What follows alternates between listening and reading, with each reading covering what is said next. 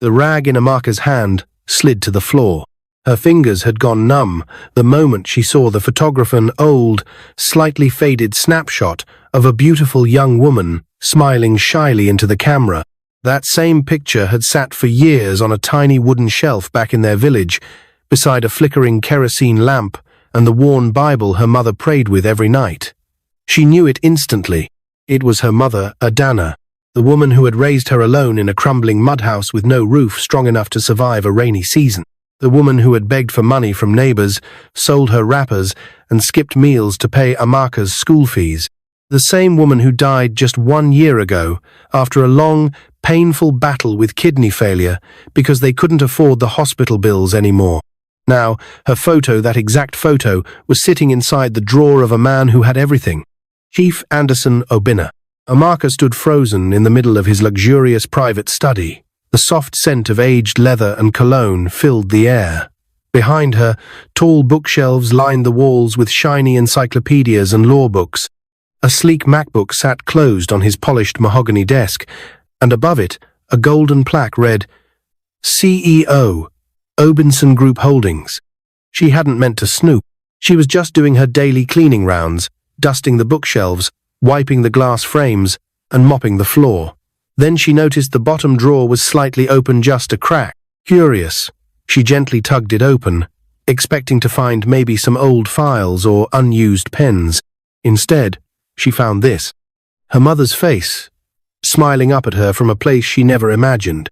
She could barely breathe. A chill crept through her spine. Her grip on the rag loosened completely. She blinked again and again, trying to convince herself that it wasn't real. But it was. The pink scarf tied loosely around her mother's neck in the picture, the same glint in her brown eyes, it was her. It was definitely her. Why would her billionaire boss have this photo? Her chest tightened, and then came the unmistakable sound that made her jump, the soft creak of the door opening behind her. She spun around quickly, clutching the photo close to her chest like it was a secret too precious to drop. Anderson Obinna entered the room, pulling off his wristwatch. Dressed in a crisp white caftan with his signature red cap, he looked tired but elegant, like always. At 50, he had the calm presence of a man who controlled empires and had seen too much of life. His eyes met hers with mild curiosity, then shifted down to her trembling hands. "What are you holding?" he asked gently, not yet sensing the storm. Amaka swallowed hard. Her voice came out soft and shaking. "Sir, I found this in your drawer." She stepped forward and turned the photo to face him. He blinked. For a few seconds, his face remained unreadable. Then, suddenly, the blood drained from his cheeks. His wristwatch slipped from his fingers and landed on the desk with a soft thud. The man who never flinched during business negotiations looked like he had just seen a ghost. Where did you find this?" he said, almost whispering. "In your drawer, sir," Amaka said again, trying to remain calm, even though her heart felt like it was about to explode. She's my mother. Her name was Adana." Anderson took the photo with shaking hands and stared at it for what felt like forever. His lips parted slightly. Adana? It was a name he hadn't said in over 19 years. He slowly sat down, his knees clearly unable to hold him anymore. His eyes remained locked on the photo, like it was pulling him into the past. "She always told me she met my father once," Amaka continued, tears threatening to fall. "At a club in Lagos. She said she gave him this photo, but never saw him again. His phone number stopped working. She waited and waited, but he never came." Anderson's throat tightened. The room spun for a moment. That one night remembered it now. A quiet club in Lekki. Her smile, her laugh, her warmth, and the guilt he'd buried deep when he realized later he had lost his phone the next morning. Back then, he wasn't the billionaire. He was now just a struggling businessman with dreams. Amaka's voice broke through again. She used to blame him sometimes, said maybe he didn't try hard enough. But other times, she said he probably never knew she was pregnant. Anderson looked up at her slowly. His eyes were glassy now. He stood, suddenly steady with purpose. "Driver," he yelled. The voice echoed through the hallway. Amaka flinched. "Sir, we're going to the hospital," Anderson said, grabbing his phone and sliding the photo into his breast pocket like it was gold. "We need to confirm this." "But why, sir?" His eyes met hers sharp, emotional, filled with something that looked like fear and hope mixed together. "Because, if this is true, you're my daughter." The words hit her like a slap. Her legs nearly gave way. "What?" "Just come with me," he said. "Now." Within minutes, the two were seated in the back of a sleek black SUV, speeding toward the hospital. The driver didn't ask questions. Amaka sat stiffly, eyes darting to Anderson, who stared silently out the window, deep in thought. Amaka pressed her palm to her chest. Her mother had never lied to her. Could this really be happening? Less than 2 hours ago, she was a maid, scrubbing the floor. Now, she might be the daughter of a billionaire, but something inside her kept whispering, "What if it's true? What if you belong here?" The car slowed as they pulled into the hospital gates. Anderson turned to her. "We'll do a DNA test now. I need to know if you're really mine." And in that moment, the world stood still. The waiting room at Regal Diagnostic Center was quiet, too quiet. The ticking clock on the wall sounded louder than usual. Amaka sat on a steel chair with her arms folded across her stomach, her nerves buzzing like a swarm of bees. Every second felt like a lifetime. Her maid uniform looked out of place in this clean, white, modern space filled with people in suits and designer clothes. Anderson Abinna paced the floor in front of her, his red cap now tucked under his arm. His calm, polished look had faded. He looked like a man caught between the past and the present, between regret and hope. Neither of them spoke. The nurse had taken their samples already, a cheek swab from each of them. The test didn't take long, but the wait? That was the longest part. Amaka's eyes dropped to her trembling fingers.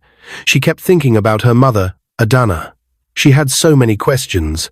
If Anderson really was her father, why hadn't fate brought them together sooner? Why now, after her mother was gone? Would Adana have forgiven him or blamed him? Suddenly, Anderson stopped pacing.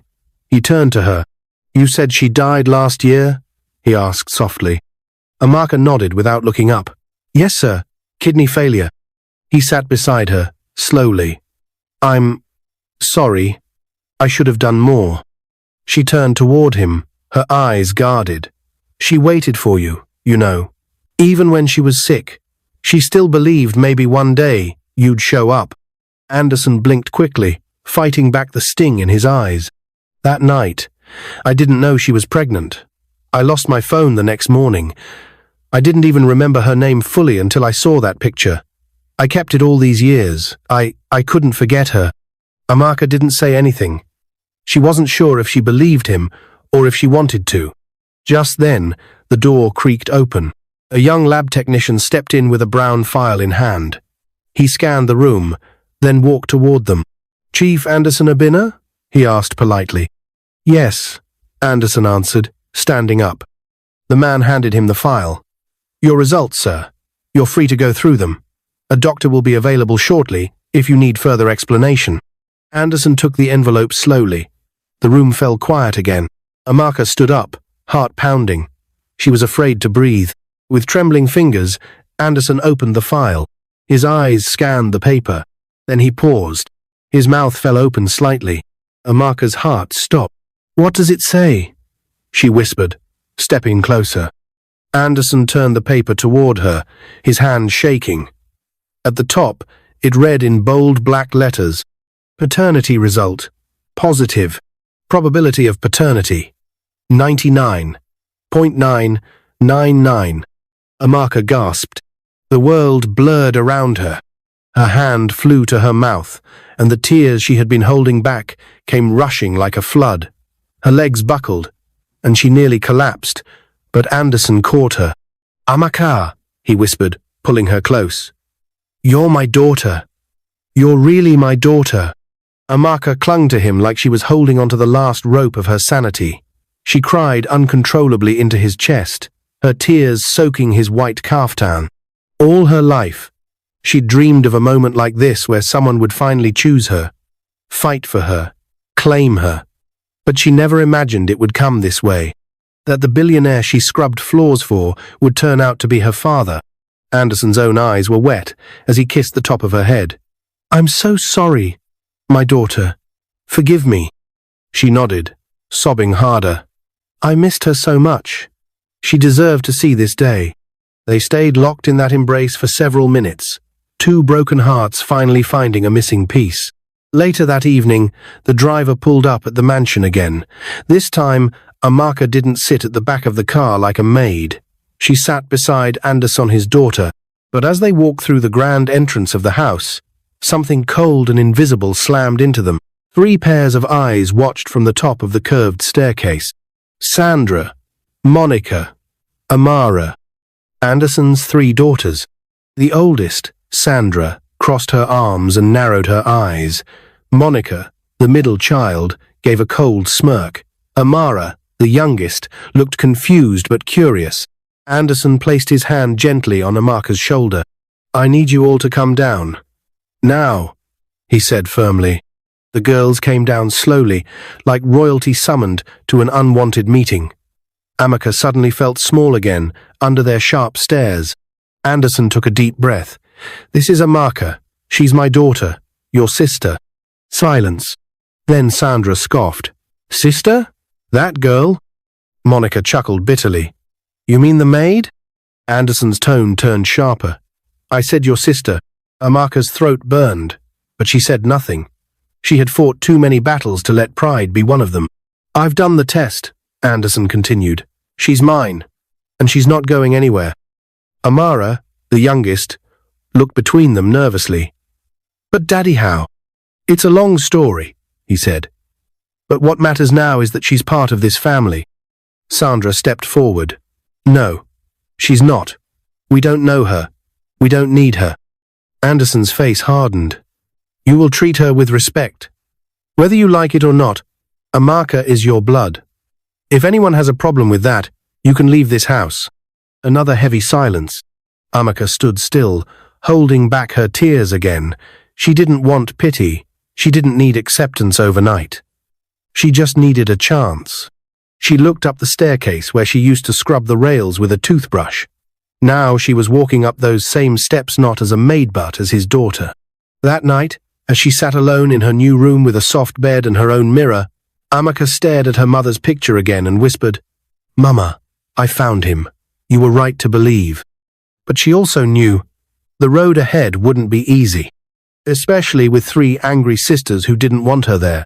And so, while the truth had brought her a father, it also awakened a war. The morning sun poured into Amaka's new room, lighting up the golden curtains and the soft cream walls. But even the beauty of her surroundings couldn't ease the weight in her chest. This was her room now. A week ago, she was scrubbing floors, mopping bathrooms, and sleeping in a tiny room near the servants' quarters. Today, she had a wardrobe filled with new clothes, a bed softer than anything she'd ever imagined, and a billionaire father down the hall. And yet, she had never felt more out of place. The house was quiet, but not peaceful.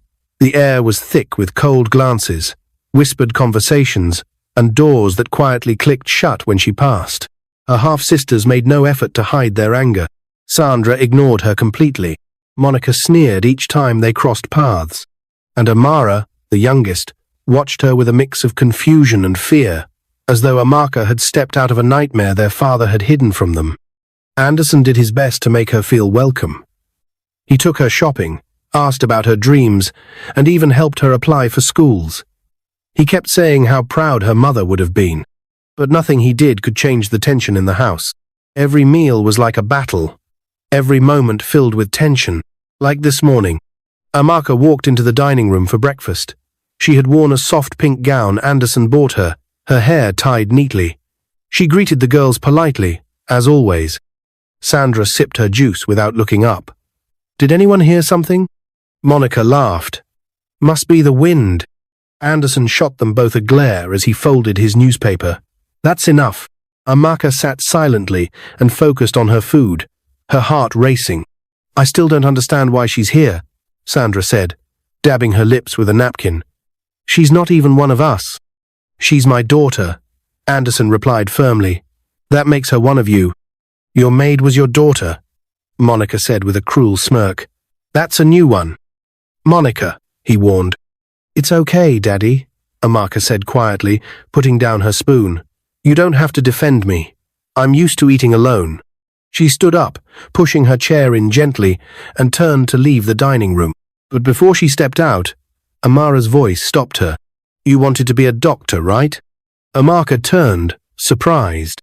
Yes. Since I was little. Amara looked away shyly. My tutor has extra chemistry books. You can borrow them, if you want. Monica's fork dropped with a loud clang. Amara, but Anderson smiled. Thank you, Amara, Amaka whispered, blinking back tears. That afternoon, Anderson sat in his study, looking at old photos. There was one of his late wife, one of his 3 daughters when they were toddlers, and now, beside them, he placed the photo of Adana. Her gentle smile still stirred something deep in his chest. He had failed her. He had failed them both. A knock came on the door. Come in. It was Sandra. I want to talk, she said, folding her arms. He gestured for her to sit, but she remained standing. I don't hate her because she's poor, Sandra began. I hate that you hid her from us. I didn't know about her, Sandra, I swear it. I don't believe you, she said coldly. And even if it's true, she's ruining everything. Our family was fine before she came. Anderson stood slowly. Our family was never complete without her. Sandra's eyes narrowed. So, she gets everything now? What next she takes Mum's place? Anderson's voice shook. No one will ever replace your mother. But Amaka deserves to be loved, Sandra. She's my child, just like you. Sandra turned and walked out without another word. Anderson sighed deeply. He knew this wouldn't be easy. But what he didn't know was that something even harder was coming. Meanwhile, Amaka sat in the garden behind the house, flipping through one of Amara's borrowed chemistry books. Her mind wandered. She missed her mother. So much. And she missed her old life, even with all the pain, because at least then she knew where she stood. Here, everything felt uncertain, temporary. A shadow fell over her page. She looked up. It was Monica. I see you're already making friends, Monica said, arms crossed. I'm just studying. Let's not play games. We both know you don't belong here. Amaka stood, her voice steady. Maybe I don't, but I'm here now, and I'm not leaving. Monica took a step closer, her eyes sharp. You think this is a fairy tale? That you'll get the riches, the name, and the family? I don't want your riches. I just want a chance. Monica smirked. We'll see how long you last. She turned and walked away, her heels clicking against the tiled path. Amaka sat back down, her hands trembling slightly, but her resolve had only grown stronger. Later that night, as the house went quiet and the staff retired to their quarters, Amaka tiptoed down the stairs. She entered the kitchen and sat alone, a cup of warm water in her hands. She couldn't sleep. She stared out the window at the moon and whispered to the stars. I don't know why this is happening now, Mama. I wish you were here. I wish you could see me. Suddenly, a deep voice spoke from the doorway. She is seeing you. Amaka turned sharply. It was Anderson. He walked in, wearing his robe, and sat beside her. She would have been so proud of you. Amaka nodded, fighting tears. I'm scared. Of what? That they'll never accept me. That I don't belong in this world. Anderson reached over and held her hand. You belong here. You belong with me. And I will never let anyone push you out of this family. Amaka finally let herself cry. Not the quiet tears of fear, but the healing tears of a girl who had carried too much pain for too long. And in that moment, father and daughter sat together in silence, two souls finding peace in each other. But just as things were beginning to heal, a new problem was already brewing. A letter would arrive the next day, one that would threaten everything Amaka had just begun to hope for. The mansion's morning was unusually calm. Birds chirped softly outside the tall windows, and sunlight filtered gently into the hallways. For the first time since Amaka discovered the truth, the air didn't feel as heavy. Amara had started asking her questions about village life, and Anderson had promised to help her apply for the next medical school entrance program. Even Sandra had stopped throwing sharp words at every turn. It was slow progress, but it was something. Until the letter arrived. Anderson was finishing his tea in the study when his personal assistant walked in, holding a cream-colored envelope sealed with a wax stamp. "Sir," the assistant said, lowering his voice, "this was delivered by hand, no sender name." Anderson frowned, took the envelope, and gently tore it open. As he read the contents, his fingers tightened around the paper. His face darkened. His eyes grew still. Then, without a word, he stood up, walked to the door, and called out, "Amaka, come to my study, now." Amaka had been reviewing anatomy flashcards in her room. When she heard her father's voice, she rushed downstairs, heart pounding. He never shouted. Not like this. She entered the study. "Daddy?" He looked up at her, eyes heavy. "Sit down." She obeyed, confused. He handed her the letter. She took it, unfolded the page, and began to read. Her breath caught. It was a typed letter short, cruel, and unsigned. "A word of caution, Chief Anderson. You've let a gold digger into your home. That girl is not who you think she is. We know where she came from and what her mother was. It won't take long before the public knows too. She's here to ruin you." There was no name, no signature, just venom.